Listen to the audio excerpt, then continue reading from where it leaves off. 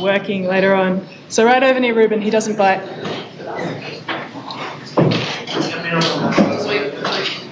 Yeah, just shift over a bit so you can see what's going on here. Fantastic.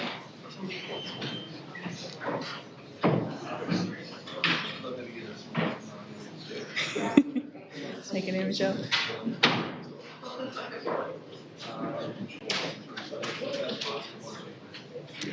Excellent. Well, I'd love to welcome you all to this panel session on engaging technical professions in humanitarian work.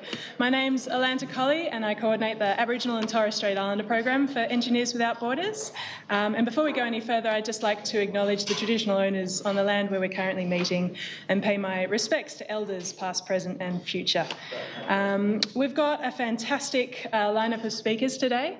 We have Ian Cunningham, who's EWBer through and through. We've got Ruben Berg as well, who's on our Aboriginal Advisory Committee, and Claire Dixon, who is an ancient EWBer and GHDer as well. More than welcome. So what's this panel about? We're looking at how the best ways we can engage the technical profession in humanitarian work. We're going to be asking some big questions about the best way to collaborate across the commercial sphere with areas that have been traditionally non-for-profit and communities. We're going to look at how we can connect and support people with the technical skills with our community partners and in the field, and other such tricky questions. The way the panel is going to run, we're going to have Ian's going to speak first, followed by Ruben, followed by Claire, and then we're going to have a panel discussion. So I want to see everyone thinking up some tricky questions for our experts. So without further ado, I'm going to welcome Ian down. I'm going to give you Ian's spiel. Ian's worked for 6 years as a consulting engineer before he realised that something was missing. After attending an EWB talk, an EWB talk basically enabled Ian to turn a career into a new direction. And over the last 6 years, he's volunteered on a water supply project in Indonesia and subsequently co-led EWB's international program, working with partners and volunteers on a range of engineering projects in India, Nepal, Sri Lanka as well.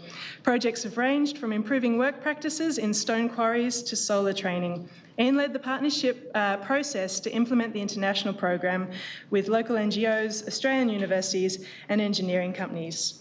Ian now works as an independent consultant with a focus on water, sanitation and hygiene, partnerships and working with the private sector to meaningfully engage in pro-poor projects. Please join me in welcoming Ian to the stage.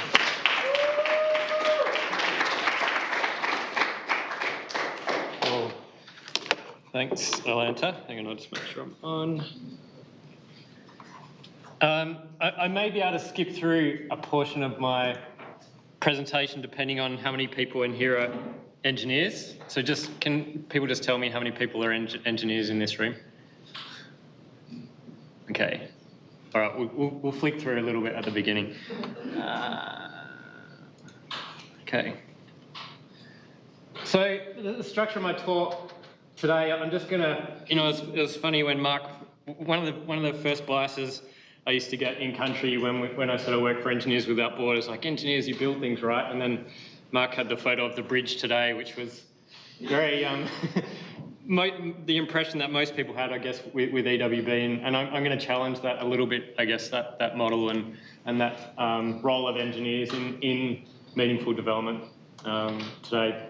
So going to talk a little bit about some of the stigma around being an engineer, and also question if engineers are actually equipped to work in development, and then move a little bit to some lessons that we've learnt at EWB over time. So this is going to be probably, I'm hoping, more a challenging than informative presentation, and I'm hoping there's a few questions that you start asking yourself that you take to some of the other work that happens, other presentations today. So I went to Google to actually... I had to censor this one. The first one was actually not appropriate to put in front of a large audience of people. Like, gives you an idea of what people think engineers. It wasn't particularly useful. When I think about engineers, these are sort of the keywords that come up in my mind. Words like design, process, build, math, inner working, systems, etc. And you go to the Engineers Australia website and you can tell why people are a little confused about what engineers do because of the range of skills and expertise that they actually cover, and even within those disciplines, the micro disciplines.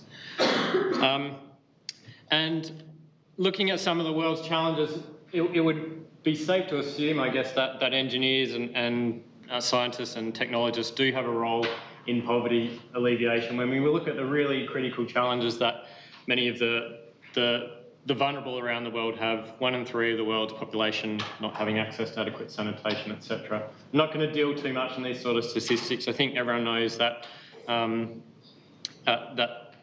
about some of the inequalities in the world. But I guess what I want to highlight here is that there is clearly a role for technology and for technical professionals to address some of these issues when we're talking about things like electricity, shelter, water, sanitation, etc.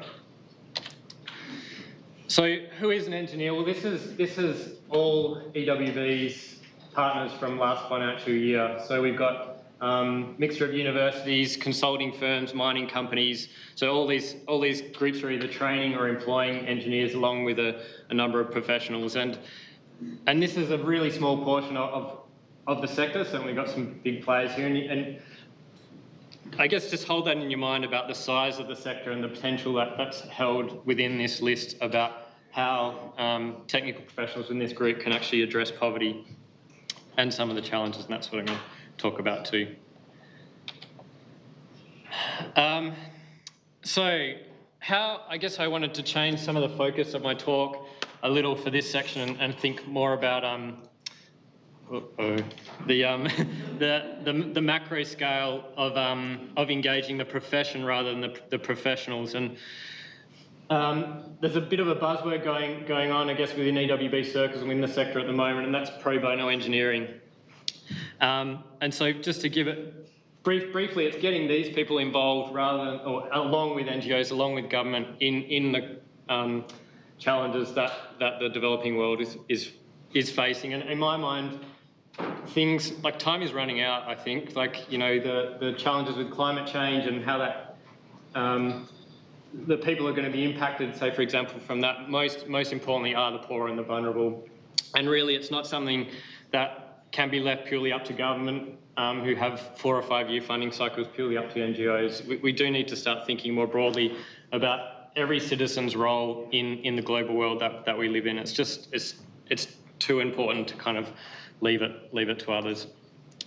So I'm going to quote, and she's in the audience, so I'm going to totally plagiarise her paper about what actually might be possible with this particular group. And I put a warning flag here because I'm going to say something very controversial. Lawyers are good people, so they've actually really led the way in how kind of a sector can engage in this. And I've just put that up there. One of my friends pointed out that the Engineers Australia logo looks really, really sad, and we want to turn it into something that looks really happy. We never look at it the same again. So I've been watching lots of presentations, and they always talk about 4 steps on statistics, and that's when I get really excited. So this is going to be the only part of this talk where you're going to hear those sorts of things, where you want to write stuff down. But I want to hit you with a few statistics around this. So where are we? So we have 320,000 qualified engineers in Australia. And just to give you a portion of how much they spend, I could only find a number on this around civil infrastructure, building projects. The sector is $215 billion in size. And now we look at the legal sector. Now, they're actually quite a similar size as the engineering consulting sector. When I say consultants, I mean SKMs, YARPs, GHDs, and things like that. So I quote Sarah Purcell. So the professions both hold an important, and I want to look at what the legal industry is doing, and so we can start to dream big about what the engineering technical profession can do. So professions both hold an important place in current society, with engineers responsible for major infrastructure and technological development. Both professions are sought to assess and solve a problem. For lawyers, it is the tactics, arguments and processes to win the legal battle. For engineers, it's the formula, conversions and design to produce the desired product or outcome. Clients in both industries range from governments, companies and community organisations to individuals, and practice areas in both industries also encompass a myriad of specialities. When we look at the consulting sector specifically, so within that 300,000 engineers, there's 30,000 engineers, this is back a few years ago, so we're probably more around 35, that are employed by the engineering consulting services business.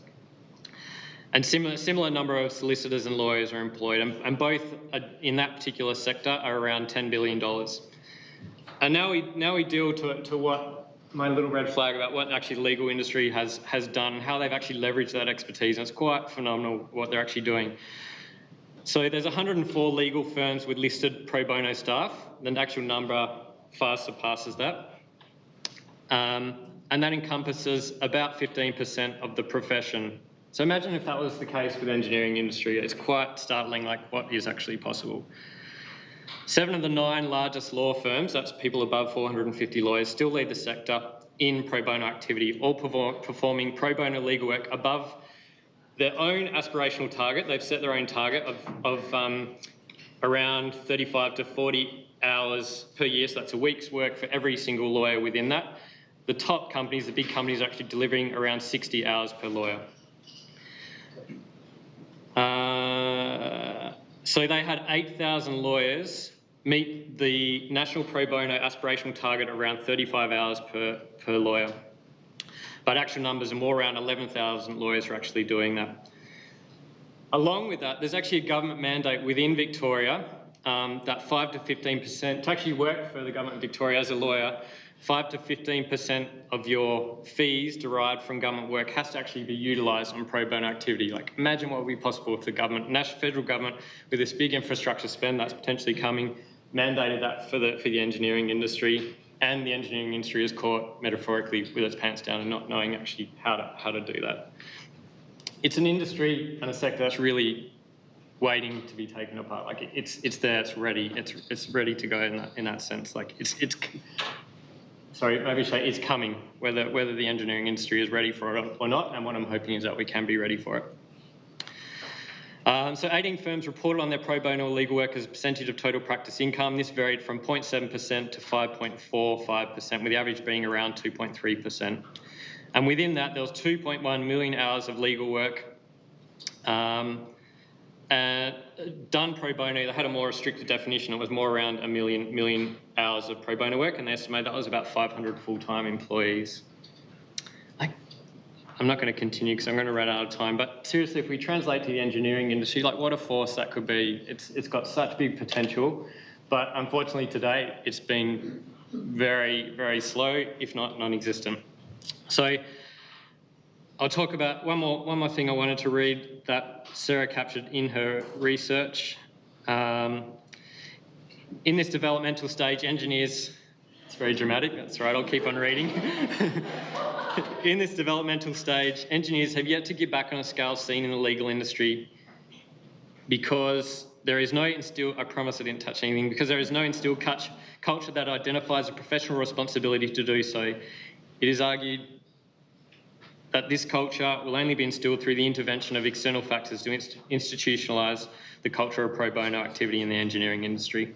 Granted, there's been a lot of change happening in more recent years in the engineering sector, and particularly a lot of that, actually I would say most of that has been catalysed by EWB, but I'd probably argue that we really need to start ramping up.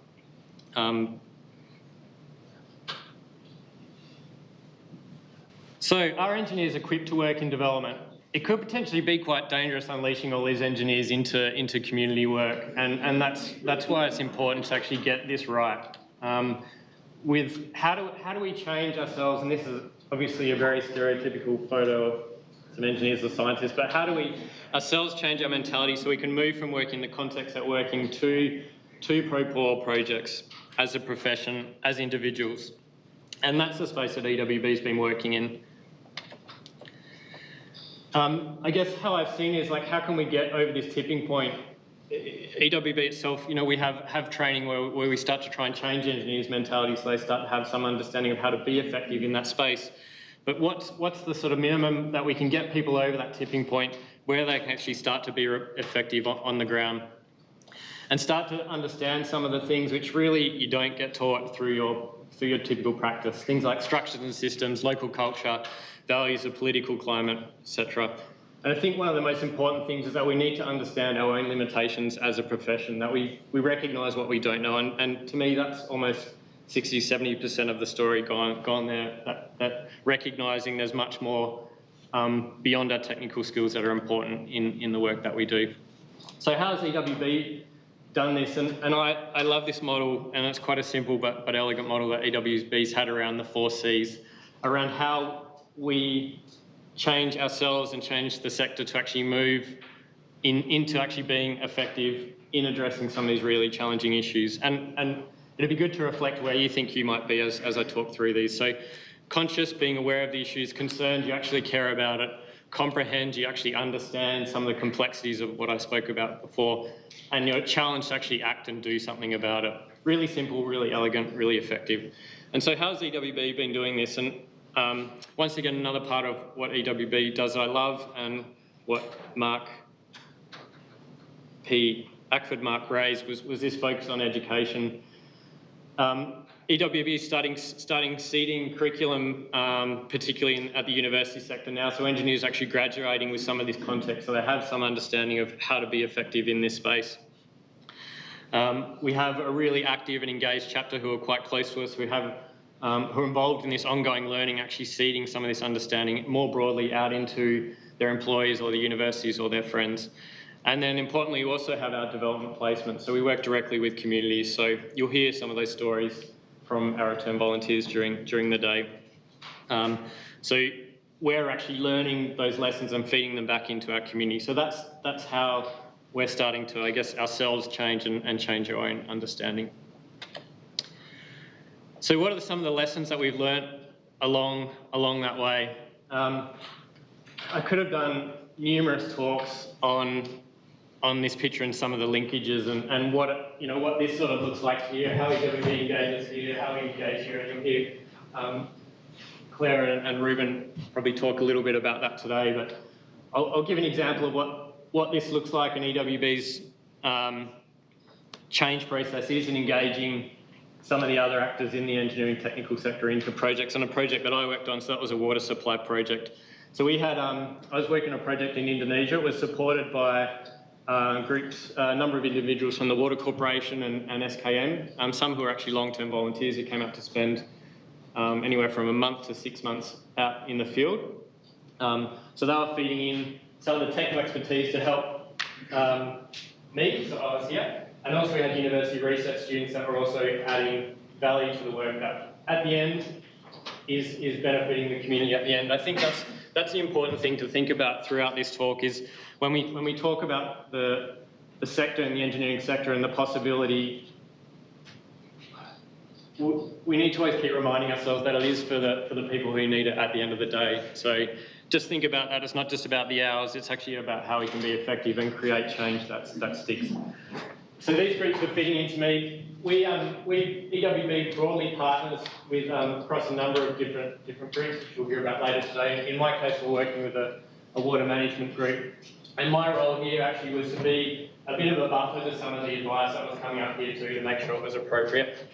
And then EWB has works with a local partner rather than directly with the community as well. So that's an established community or NGO group who actually has some of those contextual things that I mentioned before, an understanding of the political, the cultural situation, what's worked, what hasn't worked. And without them, basically, our effectiveness and the sustainability of what we can do is really challenged.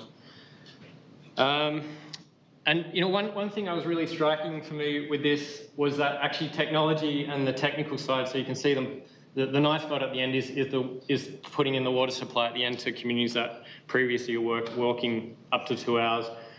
But that was probably, the actual construction phase took two weeks of my time there of an 18-month placement, which is part of a bigger picture of about 3 years. So it's such a small part. And the technical design was actually ridiculously simple. We have the knowledge, we know how to do it, but the important part of this was the actual process and making something that sticks. So if I came in there, if I took out the partners in the middle, I took out some of these guys and we just went in and put in the water supply, which we could have done in 2 weeks. There probably would have been water for about 3 weeks before there was some sort of failure in the management or the running of the system. So I think we need to change the paradigm as engineers and technical professionals to realise, as Kirsten raised in the last talk, we're working with people here and people around technology. Certainly technology, things like water is the entry point, but we need to think beyond that. So what were some of the other lessons that we learned? I already highlighted, I guess, the role of partnerships and how critical that was for EWB. The relationships with those different groups was really the glue that kind of helped this structure stay together and help the benefits, I guess, ultimately flow through to the community at the end of the day. And EWB really has a strong focus on those partnerships. And once again, you could probably have a whole another talk, and I think Michelle might be talking about that today. And maybe anyway. And the other one is the relationships and time. That's just the foundation and glue for these things. As I said, my stint was 18 months of probably a 4 or 5 year engagement, and really to get solutions that stick, they do need that time investment, and that's going to be one of the challenges for the industry, the engineering industry, where we're based on billing rates of $100, $200 an hour and timesheets in the engineering sector about how that can actually be bridged. And I don't actually have the answers for that at the moment.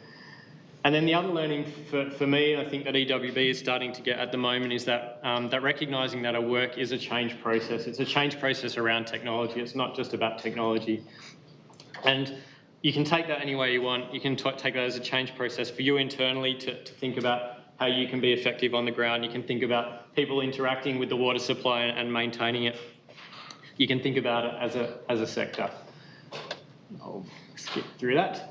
And I'm just going to finish with this one, and I think this was raised early, and myself and Emma Fawcett, who was a South Asia field officer, we sat down with a couple of our Nepali field volunteers, and we asked, what are some of the really core challenges that you're facing? And this really, to me, highlighted how far away we have moved from the technical side of things as a technical profession, and some of the really insightful questions that they came up with. And I was totally blown away actually with what they came up with and what we worked through together actually. And for me, like articulating these and equipping our volunteers is going to be the next challenge for Heidi, the International Program Coordinator. So how do you inspire curiosity in a procedural environment? How do you, so when you're working within a structured organisation, how do you get people to care, to step outside what they've done right? Because clearly something isn't working, that there's still people in poverty. How can we accelerate that? How do you lead change while being participatory and work within system and hierarchy, particularly in some of India and Nepal where we work, where your position is your position? Like how do you get people engaged and drive change within that environment that's not actually that encouraging to step out of the box? How do you build capacity and plan in a chaotic environment? And how do you establish the limits that you should work with? Really challenging questions, and I'm not going to, I'll leave you with that. We came up with some brainstorming issues, but we did come up with some answers. And then the final one, which I just posed to everyone here, is like, what's our responsibility in this? For me, I guess I'm really aware of time and how precious it is, and how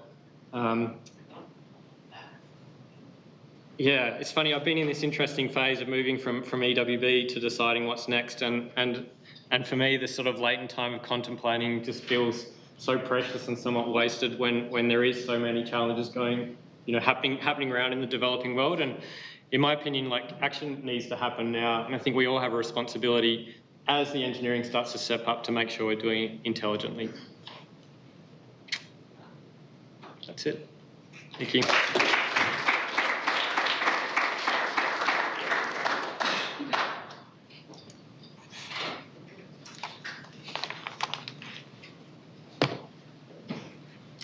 Fantastic. Please join me in thanking Ian Cunningham once again for that speech.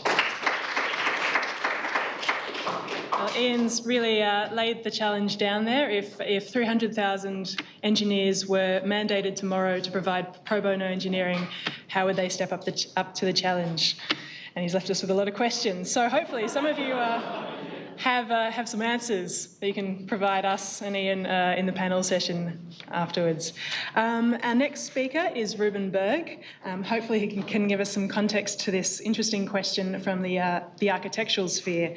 Ruben is a Gunditjmara man whose family comes from Framlingham in southwest Victoria, and he graduated from the University of Queensland in 2006 with a Bachelor of Architecture, and is only one of a handful of Aboriginal people in the architectural profession.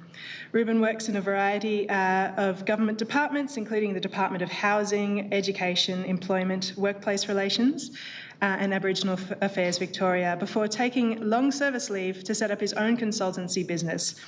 Ruben has also established two not-for-profit organisations, Indigenous Architecture and Design Victoria, got it right, and the Indigenous Ultimate Association, the latter of which continues Ruben's love affair with the grand game of ultimate frisbee. Please welcome him.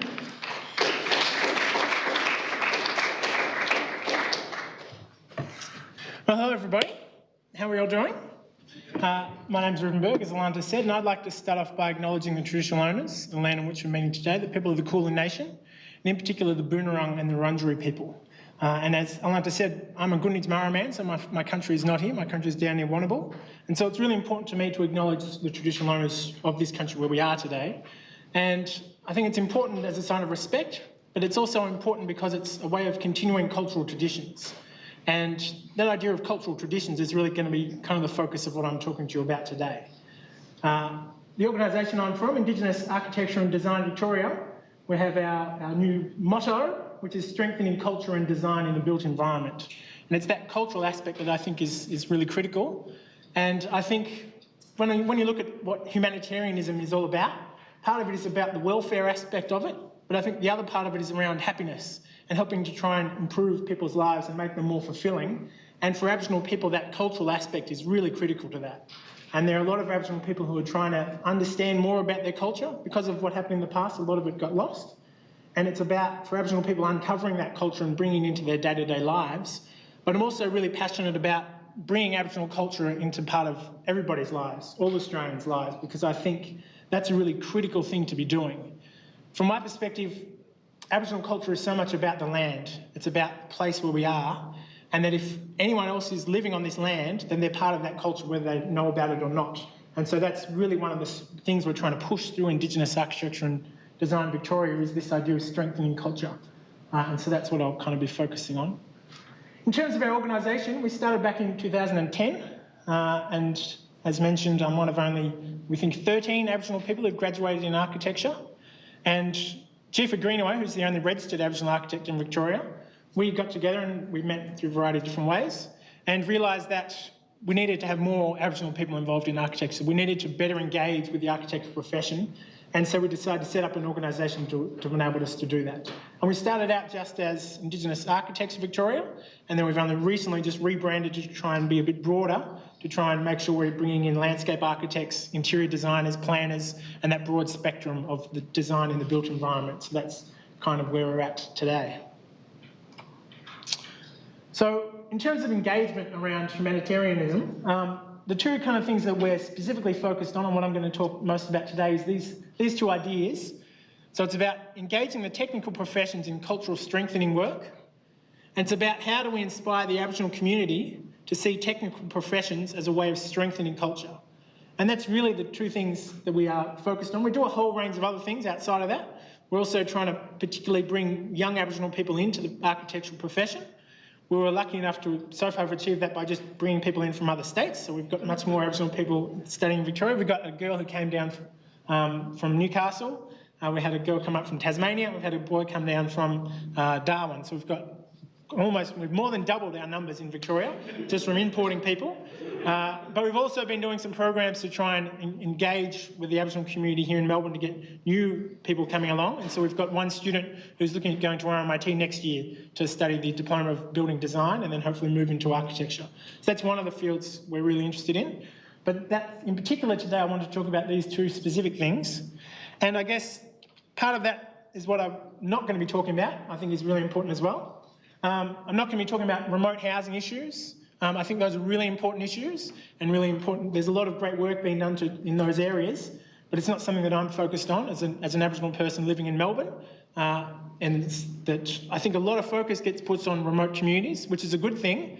But when you look at the stats, about 75% of the Aboriginal population lives in main cities or inner regional areas. There's only less than 25% who live in remote communities.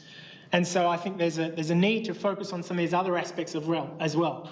Like I said, that's really important, remote housing, those sorts of issues, but not what I'm going to talk about today. I'm also not going to talk specifically about projects like this, which are kind of big cultural gestures, where this is the Greg Burgess Design Centre at Uluru, the interpretation centre there, and it's a dreaming story it tries to capture there. And that's a really powerful thing that architecture can do as well. But I'm more interested in more subtle, kind of nuanced ways of engaging with culture through the profession and through the community. So I'm going to talk a little bit now about another Greg Burgess project. This is the Institute of Career Education, which is down at Deakin University. And this project is, IADV didn't have anything to do with it. We're just really trying to encourage people to understand what happened in this project, to see what lessons we can learn and how we can take those things into our other areas. This is a refit of an existing building. And what's really interesting about the building is the way that it's been structured is a reflection of cultural values. So if you look at a standard university building, sometimes you might have a staff section somewhere and you might have a student section and you have workshop spaces and lecture spaces and those sorts of things. In this building, all those functions are kind of mixed together. So there's not one space that's for the staff and one space for the students. The student rooms are intermingled with the staff rooms. And this came about from a process of talking to the community, talking to ARC and saying, how is it that you operate? What is the culture of this organisation and how can we reflect that in the building? And I think it's sometimes something we take too much for granted in the design industry is we go, well, this is how you design things, this is the way it's done, and we don't reflect enough on, is that done based on how our culture operates? And is that appropriate for someone else's culture? That those technical aspects of it often aren't just that's the best way to do it, it's often really shaped by culture. And we need to identify what is it we're doing that's shaped by our culture and how that might be different for someone else's culture and what might their culture need to help represent that. So for this, the architects looked at our Aboriginal culture and worked out how they could put that into a building. So while there are other aspects of the building that represent Aboriginality, we've got the tree there in the middle we can see, and there's a lot of organic shapes. But it's, to me, the most important thing is the way the structure of it, the organisation of it, that reflects this culture. And one of the other key focuses of this building is the kitchen area. There's a really large kitchen area with a big lounge area, and that's the area where all the things really happen. They don't happen in a little workshop or in a lecture theatre. It's around the kitchen. That's how a lot of Aboriginal communities operate, and so that's how the building operates. And it's that representation of culture through the form of the building that I think is really powerful and something that's still really untapped in ways of looking at engaging with strengthening culture through design. And this is a project that I've been a bit more intimately involved with the Victorian Aboriginal Childcare Agency, and they engaged me to come and talk to the community around a healing centre. So the Healing Foundation gave them some funds to look at what is a healing centre and how could that operate for Aboriginal people. And so I went out and did some community consultation, and I talked to the Aboriginal community around what is healing, what do you want from a healing centre, what is a healing centre to you, and how would that operate? And just in broad terms, a healing centre is a place that's where people can come, and it's not necessarily a crisis centre. It's more of a place where you just come and you can learn about different healing practices and engage with other people and feel connected. And a really important part of what people spoke about in terms of healing for Aboriginal people was a sense of identity. So having a good, strong sense of identity as who you are as an Aboriginal person, that gave you good strength and resilience to be able to deal with any trauma came along and helped with healing. And so I was speaking to people about how can we have that represented in a building. We've seen buildings that have shaped on totems and on dreaming stories, and that's one way of doing it. But I was speaking with people, how can we do that in more subtle ways, more nuanced ways that still give that empowering people around their culture, but isn't so just, I guess, off the cuff, so blatant. And one of the ways we looked at that and talking with people was this idea of environmental sustainable design. And that was something that came up again and again when I spoke to people. And it really makes sense when you think about it, that for Aboriginal people, that connection to the environment, connection to the country is really intrinsic in our identity. And so by having a building that can represent that, that says this is a building, and just like Aboriginal people and our ancestors did, relied on the land to survive, this building can do the same thing. This building can collect rainwater, can use solar, can do all those sorts of things that engage with the environment and can represent that, so that when Aboriginal people see this building, they can see that's a representation of our culture in that building. It doesn't have to be shaped like a goanna to do that. It's the way it functions and operates that does that, that reinforces those cultural values. And one of the other big things around what people talked about was they didn't want to have a waiting room. You didn't want to have to come in and sit and wait and then go somewhere else. So what we've talked about with people is just having, you come in and it's like a dining room. There's a kitchen and a lounge room, and you can come in and you can sit down and talk to people. You don't have to wait for someone to come and see you. You just come in and you're part of it already. And it's that community feel that's really intrinsic in Aboriginal culture and is represented then in the structure of the building. So it's not just about this overall appearance of it, it's how it functions and how it operates. And I think that's really powerful. On the flip side, those were two projects that were designed specifically for, looking to be designed specifically for Aboriginal people. What I'm really also interested in is projects that aren't Aboriginal specific. Projects for, this is a housing development in Pakenham, and this was what's called Wingel's Trail. So this is, as I said, not something specifically designed for Aboriginal people, but it takes account of Aboriginal history and Aboriginal culture and uses that project to reinforce those values and to share the message around Aboriginal culture. So this project wouldn't really have been possible without the Aboriginal Heritage Act. And that's a piece of legislation we have here in Victoria, which is a pretty powerful piece of legislation. And it provides guidance around how Aboriginal cultural heritage needs to be managed and protected. And when we talk about Aboriginal cultural heritage, what I mean is artefact scatters, so stone artefacts, midden sites, scarred trees, those sorts of tangible heritage, but also intangible heritage around important songlines and dreaming sites and important places historically for Aboriginal people that there's not necessarily evidence, but it has important stories to be told. But it impacts most directly in architectural profession around planning permits. So in Victoria, when you need to get a planning permit, if you're doing a project that is kind of a large project, not more than 3 houses on a block, and it's in an area of cultural heritage sensitivity, which is defined as a place that's likely to contain cultural heritage, most of the times near a waterway, which is where a lot of Aboriginal people used to gather, then you have to do a cultural heritage management plan. So you have to engage with the local Aboriginal people and say, well, what is important about this place? And is there anything we might need to protect and look after? And what is happening now, it wasn't happening before, but what's happening slowly now is that people are seeing this as an opportunity to tell stories and strengthen culture. What I saw earlier when I worked in this area in Aboriginal affairs was the developers would come up with a design, they'd go and they'd go for their planning permit, realise they had to do a management plan, go and get a cultural heritage management plan done. They'd identify there was this important site in this one area. And they'd say, well, we already had a little park planned for over there. We'll just move all that stuff and bury it in the park over there. And that seemed to me like a great wasted opportunity, that this isn't something that should just be a checkbox to have to hide away. This is an opportunity to share stories and strengthen culture, not just for Aboriginal people, but for the broader community, to understand these stories about what's important about places. And so that's the opportunity that we see now as IADV to try and raise awareness around how do you engage with these things earlier. Don't just wait to the end. If you're doing a project on country, it's going to have a story. It doesn't matter where it is.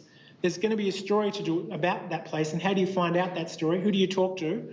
And then what can you do once you know that story? So in this case, they've had some stone artefacts, and so they've collected them and they put this on this site where there's a seating area and there's some interpretation, and it leads to a whole walk that goes throughout the housing development that links back to the different stories around place. So it's being used to engage with people on a day-to-day basis around Aboriginal culture. I think that's a really powerful thing that technical professions can do to help tell those stories, share those stories with the broader community, but also, as we saw with those specific projects for Aboriginal people, use that technical profession to continue culture and strengthen culture. And I think that's a really powerful thing that we can be doing. So to me, that's what it's really all about. It's about bringing people together to share culture and strengthen culture. And I think that there are a lot of untapped things that we do. And I think a lot of times you go about your work and you think that's just the way it has to be. But there are other ways of looking at things. And I think by talking and sharing, we can come up with new ways. And I think that's a really powerful thing to move forward in the future. So that's me.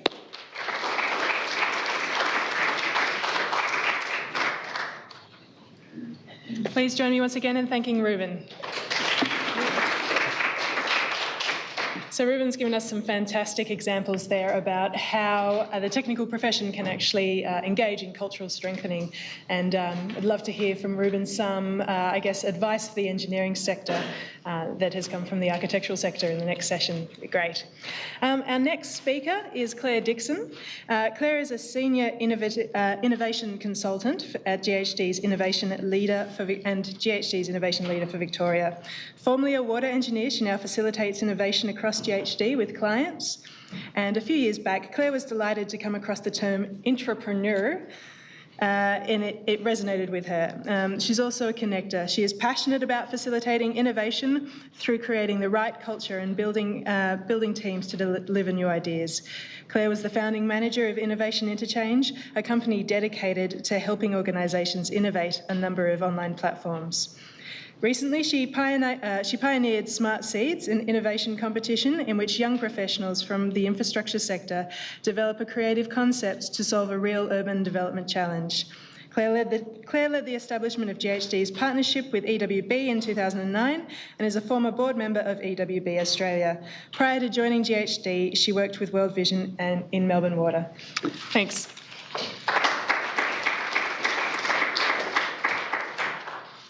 Thank you. Sorry, that was a very long bio.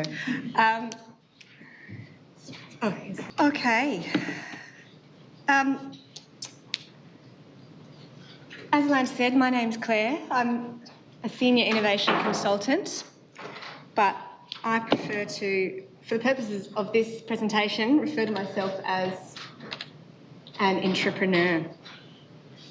And sometimes I'm not just an entrepreneur, but I identify with the term social intrapreneur, and I'll go through those shortly. And it's because I'm a social intrapreneur that one day I found myself crying in front of the chairman in his office. It wasn't planned, and I wouldn't strictly recommend doing it. But a passion for influencing change within an organisation can take you on many adventures, and I'll tell you a little bit more about how that came to be and what the outcome of my teary sort of outburst was. So I'll just give you a quick overview of what I'm going to talk about. So I'm here today to bring, I suppose, a corporate perspective to the discussion about humanitarian engineering, and I'd also like to talk about this term intrapreneurship. I'm going to start by giving you a brief introduction to the term intrapreneurship, which has been trending over the last few years. Most of you have probably heard it along the way. Then I'm going to talk about a theory of change. The theory that I'm going to talk about was developed by someone called Margaret Wheatley, and she's associated with the Berkana Institute.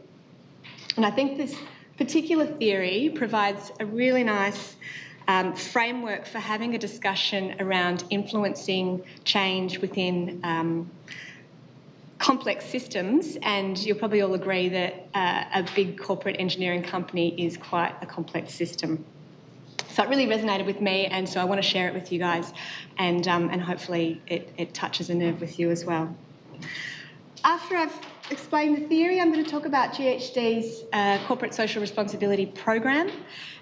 In fact, I'm not simply just going to tell you about what the program is, but I'm going to present it as a case study in influencing change. And then I'm going to share with you a few examples of case studies of humanitarian engineering from GHD. Oh, and then I'm going to talk about some of the value of, I suppose, a large corporate engineering company being involved in humanitarian engineering.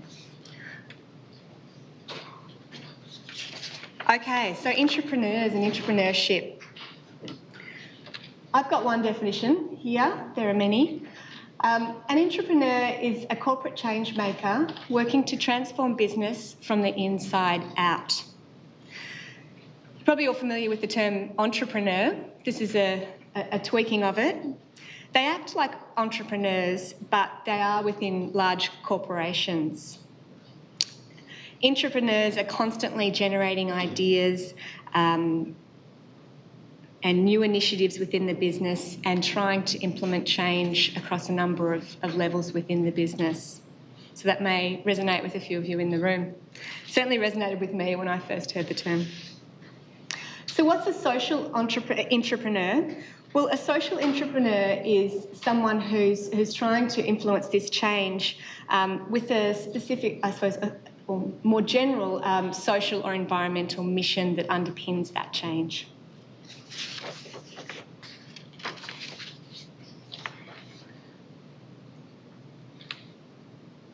Okay, so now for this theory of change. There may well be some of you in the room who are more familiar with this model than me. Can you put up your hand if you've heard of Margaret Wheatley or Meg Wheatley?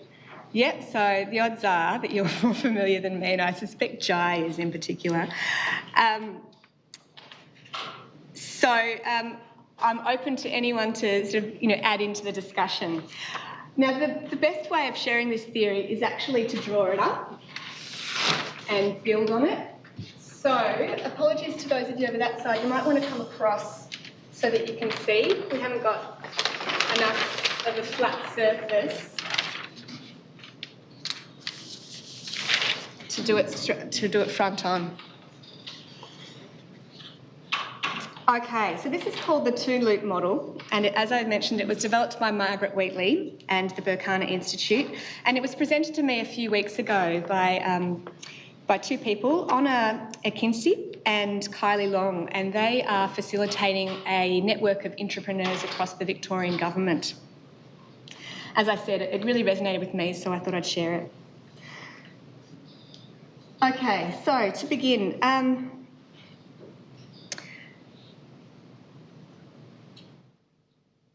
the world we're living in today has strong remnants of a Newtonian worldview, they say, which is a mechanistic view of systems. The prevailing view is that in order to influence change, we need to break apart that system, break it into parts, analyse those individual parts, find the faulty bit, and then re-engineer it and then roll it out. And this is, I suppose, the dominant sort of thinking around, or has been the dominant thinking around leading change within organisations. The problem with this mechanistic approach, treating systems and organisations and people like machines, is that there are often unintended consequences. And by solving one problem, you actually unleash a whole range of other problems. And often an example of that at a very macro level is peak oil and climate change, which I'll use when I develop up this model. So we've got all these unintended consequences as a result of these sort of, I suppose, these complex networks and connections that happen.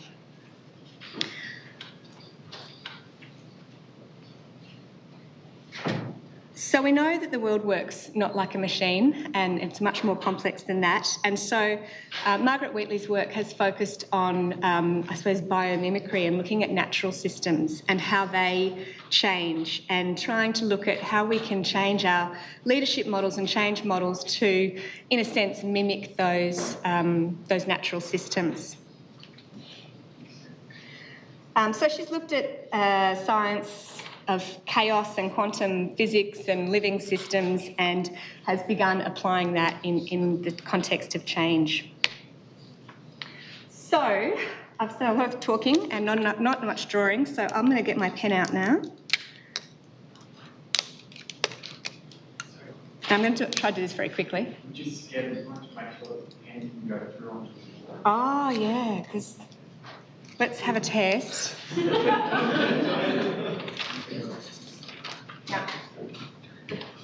Maybe we want it to be up there, though. Maybe that would be a nice little installation, theory of change. Not with my handwriting. Okay, so now I'm going to run through this quickly because I'm aware we've got limited time, Lanta. So I mentioned the dominant systems of thinking that may be in place. The example that I used was the fossil fuel economy. Oil was discovered. We found that it was very useful for a whole range of applications. Our world economy was built on that exploitation of fossil fuels, but we found that there were these unintended consequences of using fossil fuels. So the system sort of has come to a point, and it's starting to decline, starting to lose its significance. What we find happening is that there are a few people who can see that system, say fossil fuel, and they see that it's coming to its peak, and that there could be a better way of operating that system. And those people drop out.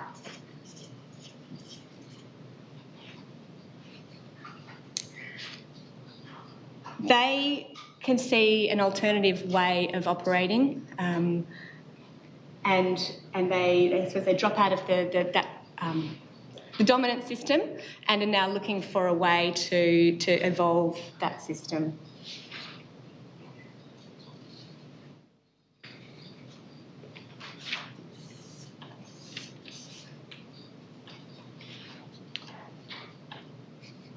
What those people need to do, and this theory suggests, is that these people see that there's something wrong and that there's something they want to change.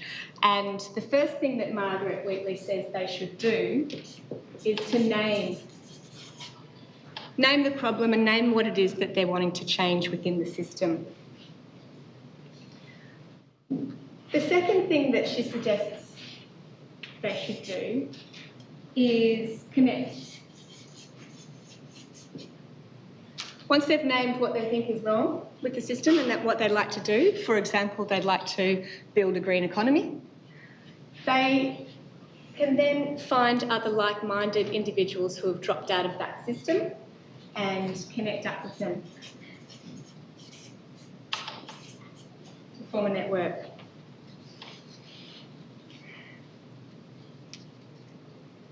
After they've connected up, she refers to a third step as nourishing. Nourishing this new idea, this new way of I suppose, influencing a system. And these individuals who have networked start to cluster around a few ideas that they think might have some traction. So we see setting up these communities of practice, people who are clustering around a particular idea. And this nourishing phase is all about trying new things, piloting new approaches, and trying to tap into the right sorts of resources and people that will help them to evolve the change. And the fourth step in Margaret's theory is a really important step. It's called illuminate. So once you've tested some things out, you've nourished the change, how do you tell that story? How do you share that story with these people who are still over here in the dominant system and the dominant way of thinking? By telling stories. And by doing so, you're creating a bit of a bridge, if you like, a transition from that old system into a new system. And rather than pushing people into a new system, a new way of doing things, you're actually pulling them by illuminating what it is that you've achieved through this new way. There are a couple of other elements to the system that she talks about. One of those is hospicing. I won't go into any detail, but hospicing is managing that process where people start to realise the system is changing and grieving for that loss of how things used to be. And there's also a composting stage, which is about going, let's not ignore the wreckage over here, but rather let's pick out the eyes of what was good in the old system, what we learnt from the old system, and integrate that compost into our new way. Have I just taken the whole 20 minutes explaining the theory? All right. So that is Margaret's theory of change. I think it's a really interesting one, and what I'd like to do next is actually apply those 4 steps, the name, the connect, the nourish and the illuminate, to the context of actually the evolution of GHD's corporate social responsibility program.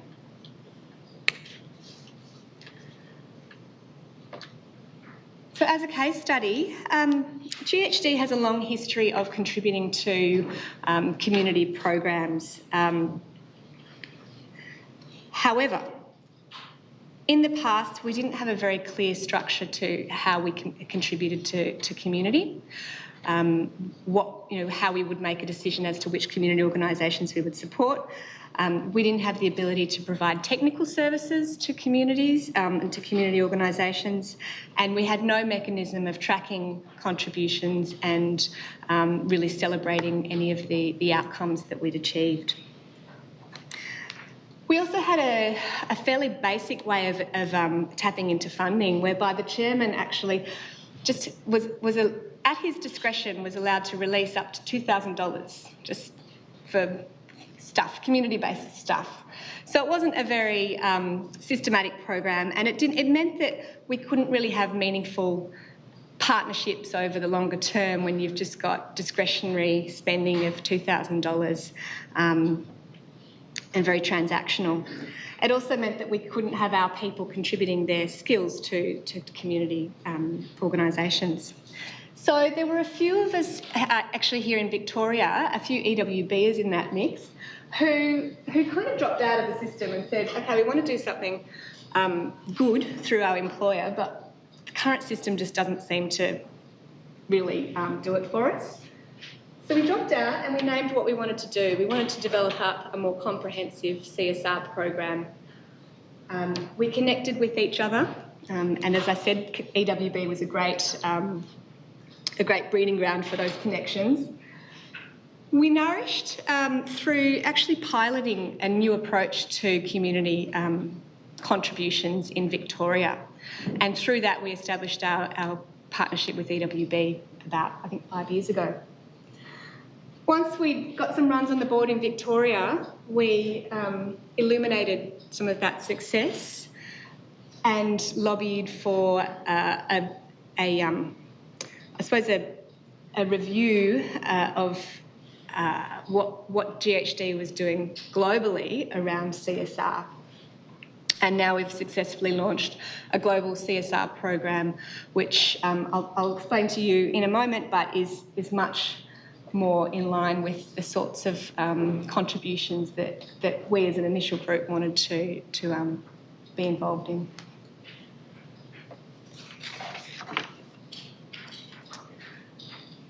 So the outcome, as I said, was a global program. The program is based on partnering with not-for-profit organisations to provide pro bono services.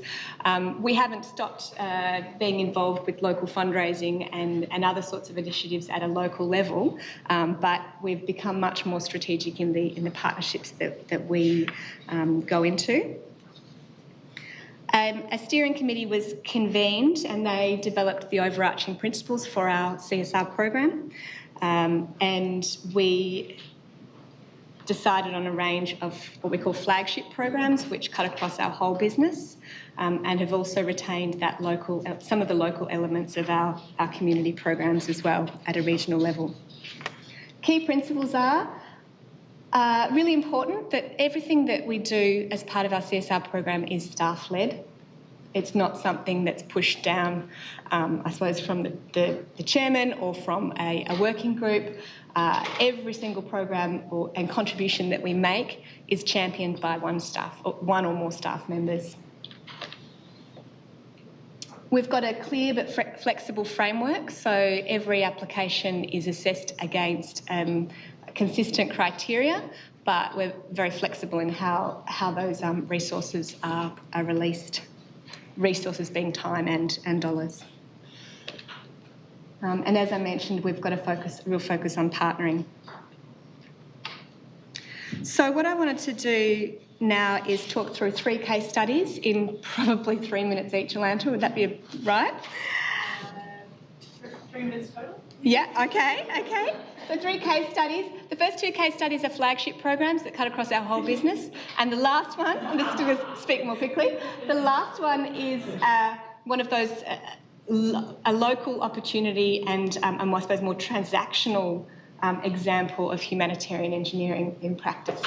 EWB, as I mentioned, I'll skip through this because you're all quite familiar with EWB. We've had this partnership for quite a few years now, and our people are involved in a whole range of areas across both the local programs, the ATSI program, as well as the international. I've noted there at the bottom there's a financial contribution associated with the partnership, but for us it's more about the involvement of our people in EWB activities. It's ongoing. The partnership adapts to changing needs, opportunities and interests, and there are a whole range of stories which I won't share with you today about how it's been quite a dynamic partnership over the years.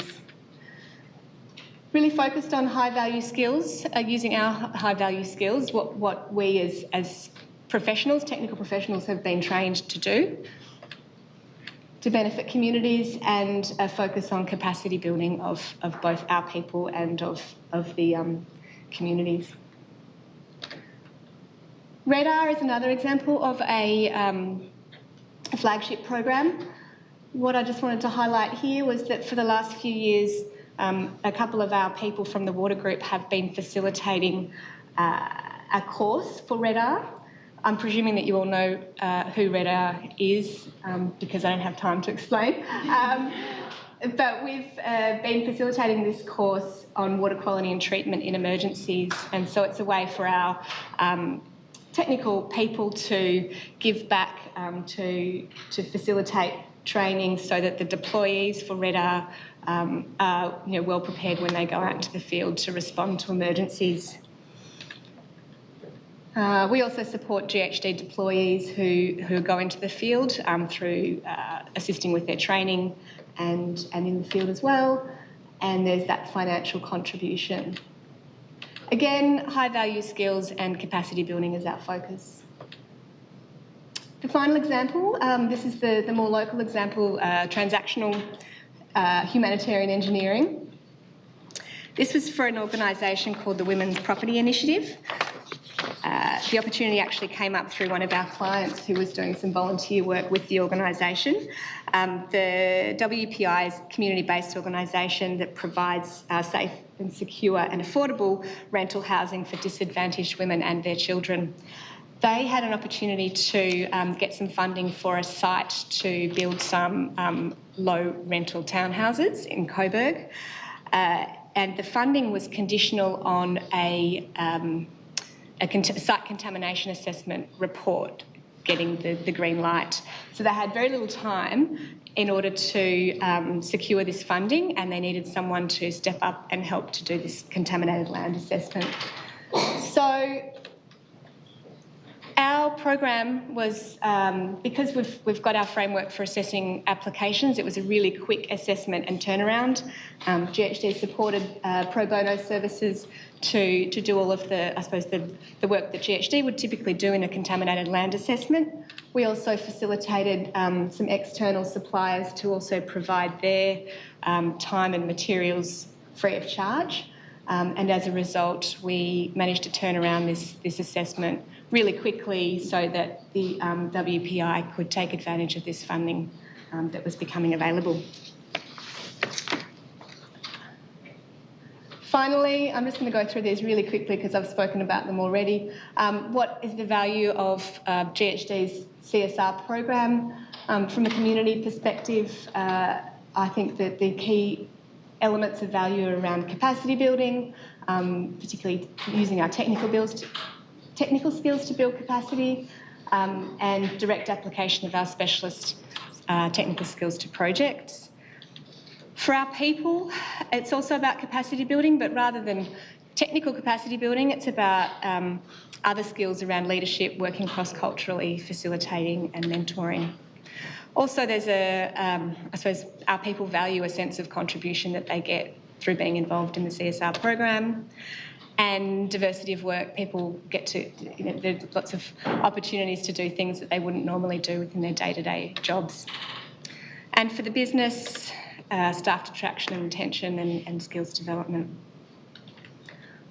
And very finally, I've got 2 slides, Alanta. Just back to this concept of intrapreneurs.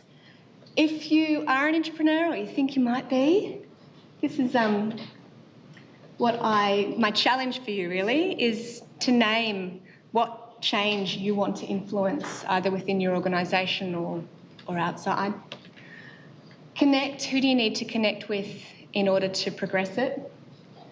It's so important to have diversity of skills in solving some of these problems, and a support network is so important as an entrepreneur. There are plenty of times that you are challenged. Nourish, what do you need to do to test it and tweak it? And that's where piloting can be really handy.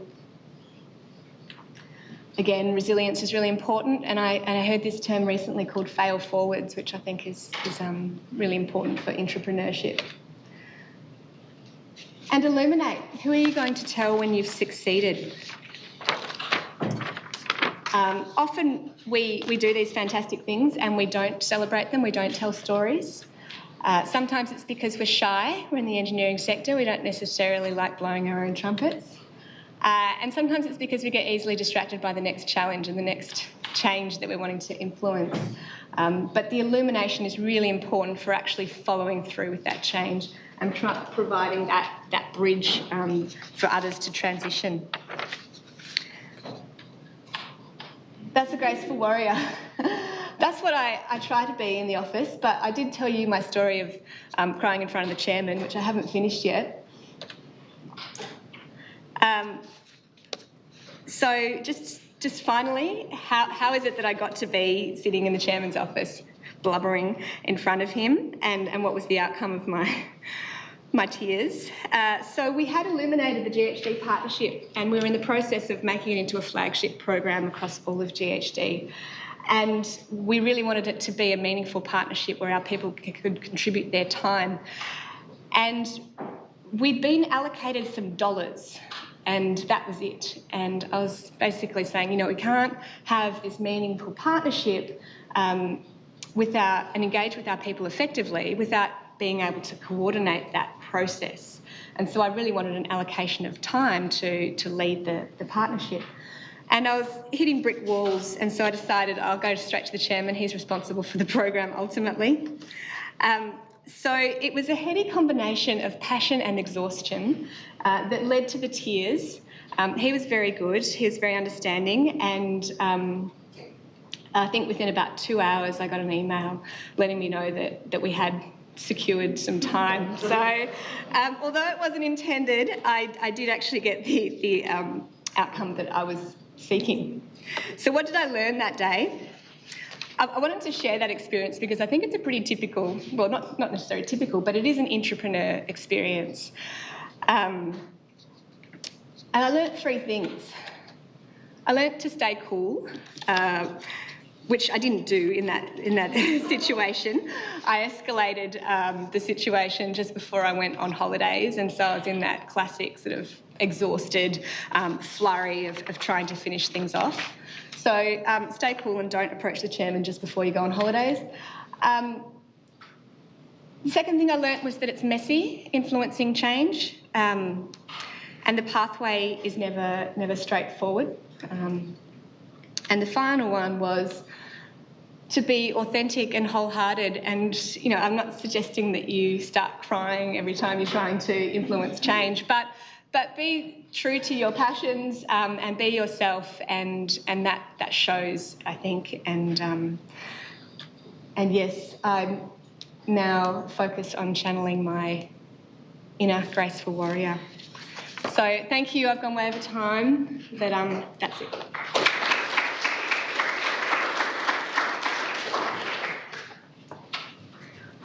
Do Join me once again in thanking Claire. And can I please invite the other panellists up to the front for a few questions?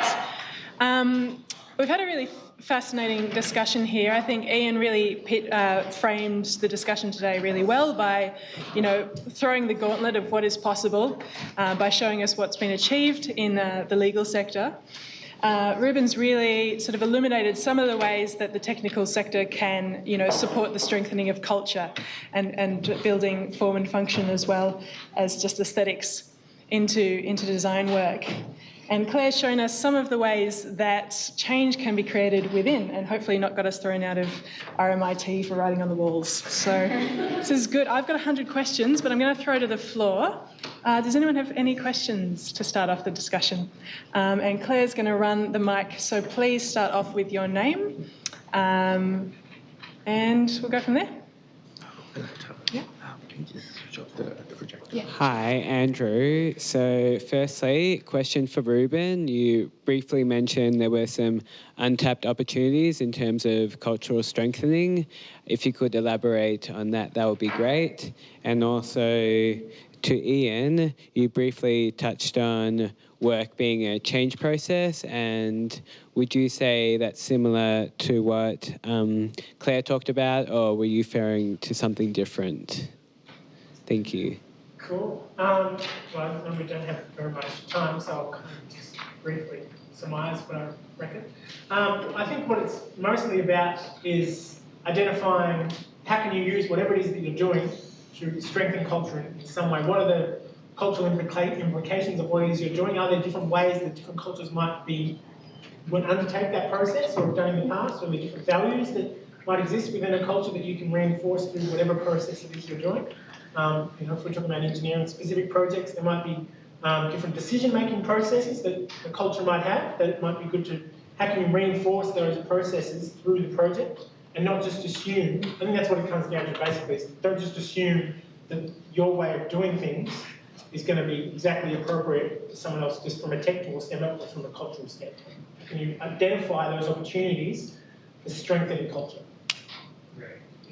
Fantastic. Yep, and my answer to the change one, yes, but slightly different. I think, I guess my internal mantra is how can you make change stick? And specifically, I guess for EWB, our lessons in the field have been around organisational change. So we're working with community NGOs around new practices, new approaches, new technology, and there's so much, there's organisational changes adapting that new process, and there's community engaging with that technology. So there's them learning how to change behaviours around that. So it's it's a big topic. Like you can take that kind of mantra across a range. I think it applies to looking at corporate change as much as community change. The thing is, I went. How can you make it stick? I went to a conference with another NGO similar to EWB in some ways, in a large member base. Very focused on the infrastructure. They didn't really talk at all about the behaviour change around the infrastructure, and it was so dangerous. I think that example of the engineering industry, that there's great potential, but there's also potential to actually waste a lot of time doing things that communities don't know how to work with, that there's no change process to kind of help them maintain it, operate it, use it, and make it sustainable. I think that's really powerful, seeing that only 2 weeks of a 3-year project was the actual construction, and that's the bit that everyone sort of sees and thinks about. So and what's to donate to? Yeah, exactly. Julian O'Shea from EWB. A question about some of the kind of challenges that might be associated with this. The engineering sector at the moment is going through a bit of a kind of tough time with layoffs and some redundancies and the like. How do you think that sell can be made internally to a group of staff who may have had to farewell some colleagues in recent times to try to get that through internally, and how they're going to kind of bear some of those costs, where unlike perhaps the legal profession, there's kind of real costs associated with engineering projects that aren't just staff time, for example, that there are actual tangible kind of materials. A response to that?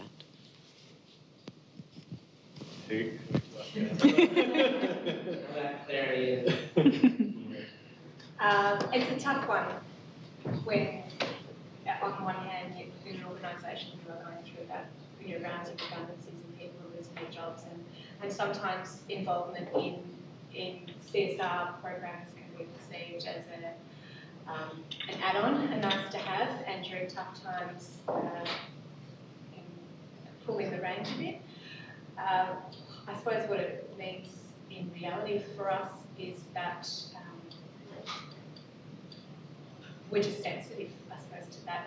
It hasn't, in our experience at GHD, it hasn't led to reduced spend on CSR to date. But, we haven't, I suppose we're just, I suppose in all the communications that we have internally, it's about being sensitive to where people are at and where organisations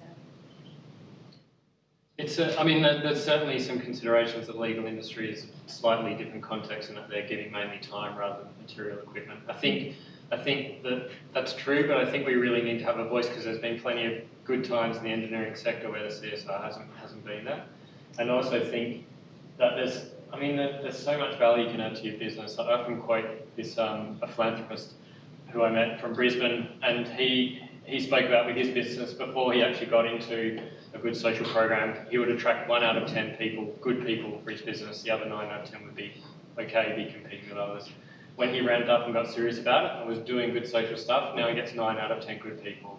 So he's actually, those people actually more, you get people like these guys working for you, they're the ones who you're attracting. So you're getting awesome staff, you're actually adding to your company's bottom line, and that creates, you can potentially create this virtuous circle as well. So, yeah.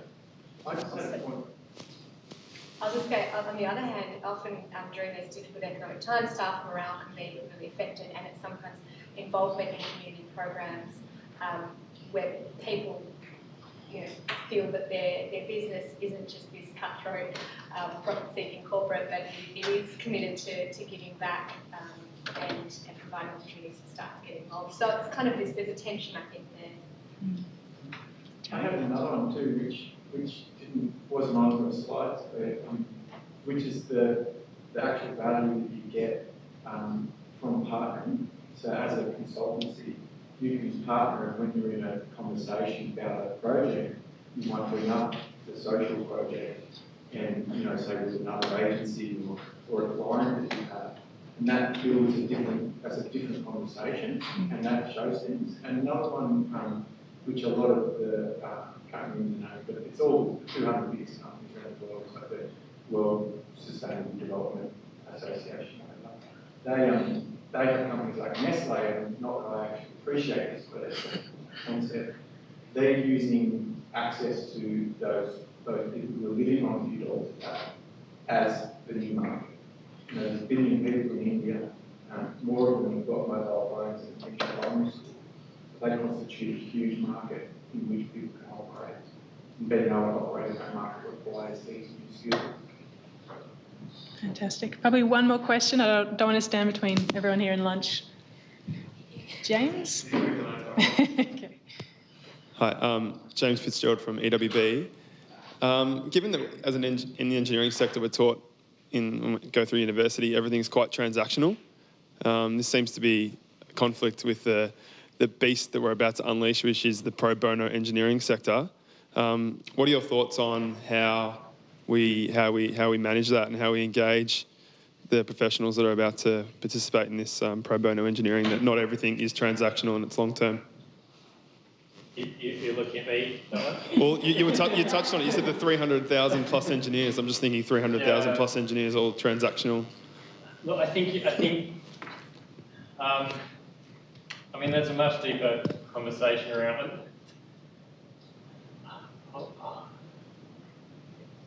I'll tell you something that I think there's a lot of context behind this and stuff that I actually believe, but I'll give you the message which probably will work. And that's, I think there's different ways to communicate different stories. And we gave the example I gave for Julian, like there is a commercial, if you're talking to HR, there's a message around staff retention, staff engagement. If you're talking to marketing and branding people, there's a story about brand and talking about your role in the community. If you're talking about people actually have a heart in it somewhere, you can start to talk about the human story and what actually that is doing at the end of the day. So it's I think there is that difficulty of navigating it, and to kind of deal with that, you have to know how to navigate that system. And I think that's where the importance of finding people within your organisation and connecting, like Claire was saying, with people who have influence at different levels of management, connecting with them and working out the best kind of strategy. I guess my concern is like change needs to happen sooner rather than later, and if not now, when I think the engineering sector is dragging its heels much too long. The problems are becoming more and more acute. Fantastic. Well, maybe we'll wind up with that call to action. I'd just like, on behalf of EWB, like to thank the three of you for joining us today and sharing your skills and experience. And Claire has a small gift for each of you on our behalf. So if you have more burning questions about this really exciting topic, please feel free to corner these guys at lunchtime. Make sure they have a sandwich first, though. And look forward to seeing you in the sessions after lunch. Please join me in thanking them.